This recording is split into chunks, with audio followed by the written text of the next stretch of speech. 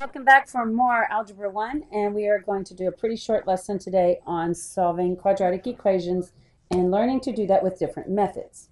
So that is what we're going to be doing right now, solving and then using different methods. There's no one correct way to solve. You can solve them many different ways and methods. I'm just here to help you with the most convenient method to solve. All right, these are the 4 different methods, and I'll be going through each of them each time. For factoring, it's easiest if it's just 1x squared and there's not a number in front. If there was a number in front, then you would have to slip and slide. Square roots only works when b is equal to 0. For instance, x squared minus 16x equals 0. Complete the square is best when b is even, when a is 1, which means there's nothing in front, and when b is an even number. I'll talk more about that in just a moment.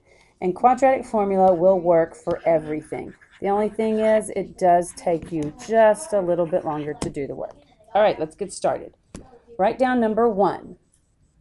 You got all these different methods. You have factoring, square roots, complete the square, and quadratic formula. You can do any of these. The easiest and quickest is factoring. Since there's no number in front, I'm going to try to factor it, and if that works, then I'll be in good shape. Okay, so let's try this out. It's equal to 0. I need to try to think of what multiplies to give me 10 and adds to give me 7. I came up with 5 and 2. Then I set each of the parentheses equal to 0, and my final answer is -5 and -2. Now you could do any of the other methods as well, except for square roots. You cannot do square roots. You could complete the square, but since 7 is an odd number, you would not want to do that. The quadratic formula will work, but it'll take just a little bit longer. Number 2, we're going to talk about each of these methods. The first method is by factoring. I could try to factor. The square roots I could try to do because there is no b in the middle. Complete the square is just really not even needed. And quadratic formula, again, with that 64 being so big, it'd be easier not to do that. Factoring would be x plus 8 and x minus 8, because I need to multiply to get -64 and add to get 0. This answer is -8. This answer is +8, and we are done. Okay, and now this one is the problem. We're going to look at every single different method and explain to you why or why not that's the best method. First thing we're going to try is factoring. Okay, looking at the factoring, I'm trying to find 2 things. I'm going to have to slip and slide, so that gives me, x squared plus 4x minus 42. Now you can go to your calculator and you can make a list of everything that multiplies to give you 42.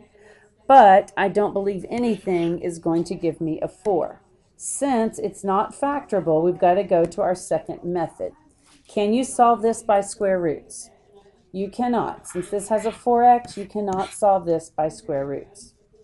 The next method would be completing the square. If I chose to complete the square, I first would have to divide everybody by 2. And then I get x squared plus 2x minus 21 over 2. And I'm going to look at this right here, and I'm going to start getting fractions and factoring, and it seems very involved, so I think that's probably not the best bet. My next choice is by quadratic formula. I have, when it's already equal to 0, I have a is 2, b is 4, and c is -21. So I'm ready to start. X equals -4 plus or minus the square root. B squared is 16 minus 4 times 2 times -21, all over 2 times 2, which is 4. So when I plug that in to my calculator, the discriminant, which is everything under the square root, is 184. Now 184 doesn't have a square root, so I'm just going to rewrite it, -4 plus or minus the square root of 184 over 4. In my calculator, I'm going to have to use parentheses. Parentheses -4 plus square root of 184. Now when you're in the calculator, you will see this extra parenthesis here, but your cursor is going to be sitting here. You've got to move to the right 1 space and then hit divide by 4. And that gives me 2.39. Now, if I use my up arrow, I can hit it twice till I get this back. And if you hit enter, it'll paste that back in. And then all you have to do is change that to a minus sign. And that gives me negative 4.39.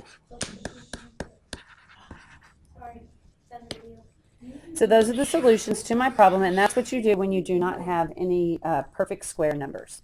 All right, let's try the next one. This is the last problem, number 4. We have 8x squared minus 13x minus 6. Let's try each of the different methods and see which one we like best. So if I try to factor, I'm going to have to slip and slide. That's not too bad, so I would have to take x squared minus 13x minus 48 equals 0.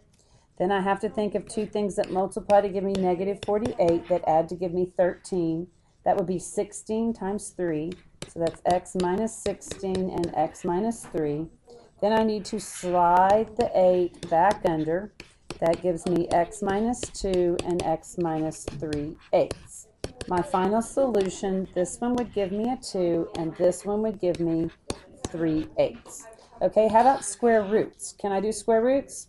Oh, the 13 is here. The b is not 0, so I cannot do square roots. If I tried complete the square, I'm going to have to divide everybody by 8, and that was going to leave some pretty ugly fractions. So the next thing I would try is the quadratic formula. A is 8, b is negative 13, and c is negative 6. X equals negative b, but since b is already negative, I'm going to do 13. Plus or minus the square root of negative 13 times negative 13 is 169 minus 4 times a times c, all over 2 times 8, which is 16. Now we're going to type that in our calculator. So I typed this in my calculator, and the discriminant is 361. Believe it or not, that is a perfect square.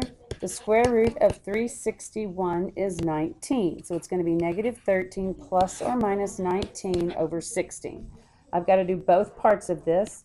13 plus 19 over 16 and 13 minus 19 over 16.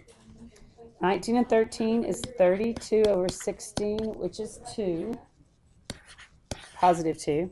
13 minus 19 is negative 6 over 16. I can reduce each of these by 2, so that reduces to negative 3 over 8.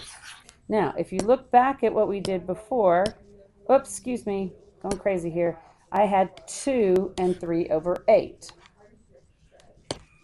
So I'm checking myself, but I believe this should have been a positive here, which makes this a positive and negative 3/8. So whether you do it by factoring or by the quadratic formula, you end up with the same exact answers. All right, I think that's it. Y'all have a great evening.